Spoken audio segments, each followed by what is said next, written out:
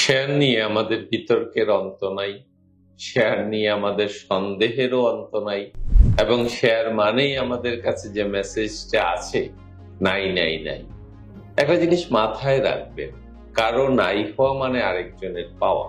তাহলে যে পাচ্ছে তাকে আমরা ফলো করি না কেন? আমি 96 থেকেই শেয়ার বাজারে আছি এবং আমার কাছে এক সময় শেয়ার ছিল আপনাদের অনেকের মতোই। শেয়ার মানেই কেনা বেচা, শেয়ার মানে প্রতিদিন খোঁজ খবর নেয়া, শেয়ার মানে হলো এই যে কাজটা ফেলে স্ক্রিনের দিকে তাকিয়ে থাকা। আসলে এরকম একটা স্ক্রিনের দিকে তাকিয়ে থাকলে যদি বেনিফিট নেওয়া যেত, লাভ করা যেত, টাকা বেড়ে যেত, তাইলে সবাই স্ক্রিনের দিকেই তাকিয়ে থাকতো আর সব ব্যবসা বন্ধ হয়ে যেত। কিন্তু শেয়ার মানে বিনিয়োগ, সেটা আমি বুঝতে শুরু করেছি যখন ওয়ারেন বাফেট প্রথম সেরা ধনী হলেন, আজ থেকে 30 বছর আগে। ওনার কিছু কাহিনী শুনে আমি তো অবাক। সেই 11 বছর বয়সের কেনা শেয়ার এখনো তার পোর্টফোলিওতে আছে এবং উনি বলছেন আমি কোক কিনলাম কেন? কারণ কোকের একদম সিম্পল একটা ফর্মুলা, তারা পানি মিশায় একটা ইয়ের সাথে এবং একটা সফট ড্রিঙ্কস তৈরি করে, যে ড্রিঙ্কসটা সারা পৃথিবীতে চলে। কাজে এক বোতল কোক যদি কেউ খায় আর আমার কাছে যদি কিছু শেয়ার থাকে, তাহলে 1 পয়সা হলো, 1 সেন্ট হলো আমার। সেই সিম্পল লজিক থেকে উনি শেয়ার কেনা শুরু করেন এবং ওনার অগাধ পাণ্ডিত্য শেয়ারের উপর, কারণ ফাইন্যান্সের বইটই ওনার স্কুল জীবনেই পড়া প্রায় শেষ। কাজেই ওনাকে ফলো করলে শেয়ার নিয়ে আমাদের আর সন্দেহ কিছুই থাকবে না। কাজে যতটুকু আমি এই কিছুদিনে শিখেছি, শেয়ার মানে আমার কাছে বিনিয়োগের সেরা মাধ্যম, এর বিকল্প কিছু হয় না।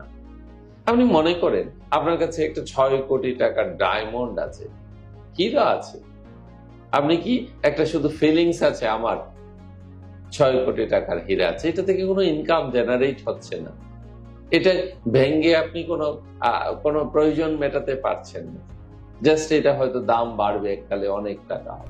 এখন এইরকম সম্পদকে আর সম্পদ বলা হয় না, এগুলোকে বরং লায়াবিলিটি বলা হয়, কারণ ওই হীরার টেনশনে আপনি ঘুমাতে পারছেন না। তাইলে সম্পদের গুণাবলী কি? আসুন আমরা শেয়ারের গুণাবলী দিয়ে সম্পদের গুণাবলী গুলাকে আলোচনা করি। প্রথম কথা হলো, শেয়ার একটা ইনকাম জেনারেটিং অ্যাসেট, কারণ শেয়ার থেকে প্রতি বছর ডিভিডেন্ড আসে যদি কোম্পানিটা ভালো হয়, যদি কোম্পানির ব্যবসা ভালো থাকে। কাজে আপনি ঘুমাচ্ছেন, ঘুমান, নিশ্চিন্তে ঘুমান, আপনার প্যাসিভ ইনকামের জন্য আপনার শেয়ার কেনা আছে, ওই কোম্পানির লোকজন মাঠে কাজ করছেন, ওই কোম্পানির এমডি স্যার কাজ করছেন, ওই কোম্পানির জিএম কাজ করছেন, আপনি ঘুমিয়ে থাকেন, আপনার একটা রিটার্ন আসবে। তবে কোম্পানিটি যত আয় করে পুরো টাকাটাই বছরে ডিভিডেন্ড দেয় না, তার একটা অংশ ডিভিডেন্ড দেয়, আর একটা অংশ জমা থাকে, পুনরায় ব্যবসায় বিনিয়োগ হয়।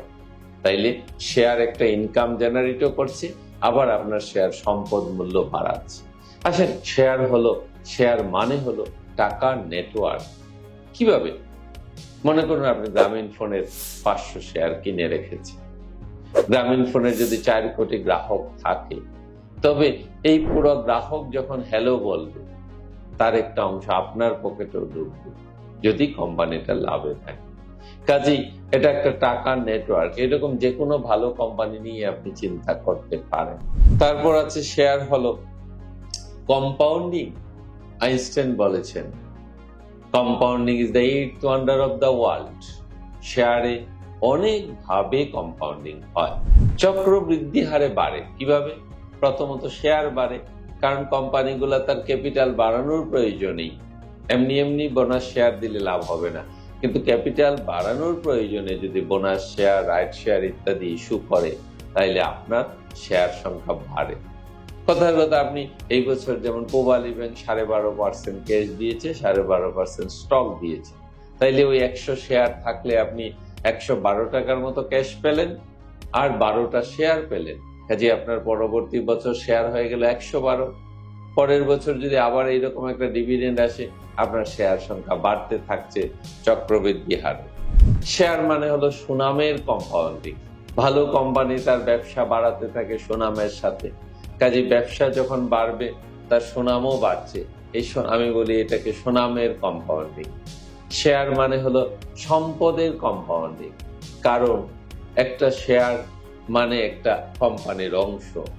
কোম্পানি কথার কথায় এই বছর একটা কোম্পানি 10 টাকায় 10 টাকা লাভ করেছে, কাজেই সে 50%ও যদি ডিভিডেন্ড দেয়, বাকি 50% টাকা সম্পদ বাড়ছে। এই সম্পদটা একটা ভালো কোম্পানি কোনোদিনই ফেলে রাখবে না, এই সম্পদটা ঘুরবে ব্যবসায়। আর ব্যবসা ছাড়া টাকা ঘোরার আর ভালো রাস্তা নেই। চিন্তা করেন 100 টাকার একটা বা 500 টাকার একটা নোট যদি আমরা দিনে একবার সাইকেল করতে পারি, তাইলে 365 দিনে কতবার সাইকেল হচ্ছে? 500, 365 বার। তাহলে এটার ভ্যালু থাকতে 365 ইন্টু 500, দ্যাট মিনস 1,82,500 টাকার ভ্যালু জেনারেট করছে একটা 500 টাকার নোট। এখন যদি 5% করে লাভ করে আসেন, কত টাকা লাভ হয়? কাজে ব্যবসা যেখানে কম্পাউন্ডিং হচ্ছে, টাকা যেখানে সাইক্লিং ওয়েতে ঘুরছে, সেইখানেই টাকা বাড়ছে। এইভাবে আমরা যেভাবে চিন্তা করি ইনকাম করব, রোগী দেখে শিক্ষকতা করে, করেন, সেটা তো আমার মেইন প্রফেশন, বাট আমাকে বিনিয়োগ করতে হবে আমার সেকেন্ড লাইন অফ ইনকাম তৈরি করার জন্য।